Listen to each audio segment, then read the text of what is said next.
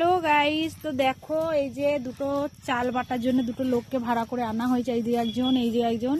তো আজকে হচ্ছে কি গো মা, আজকে সংক্রান্তিতে আজকে আমাদের সবাই যারা গ্রামে থাকে তারা নাকি সবাই এই চালের নাকি আজকে বড়া না মা, আজকে বড়া করে। তো তার জন্য দেখো বোন এখন শিল বাটায় ভালো করে চালটাকে ভিজিয়ে রেখেছিল, এখন ভালোভাবে বেটে নিচ্ছে।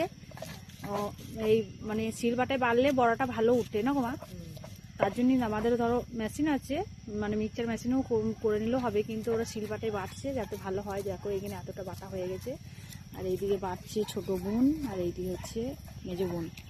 তো দেখতে পাচ্ছ কেমন ওদিকে কাজ করাচ্ছি, দেখো শিল বাটায় তো তোমাদের যদি কেউ চাল বাটতে লাগে অবশ্যই কমেন্টে জানিও, আমাদের এই বোন দুটোকে পাঠিয়ে দেবো, ঠিক আছে? তো চলো টাটা। কেউ যদি বড়া খেতে যাও সন্ধ্যেবেলায় চলে এসো, সন্ধ্যেবেলায় বড়া বানানো হবে না বোন?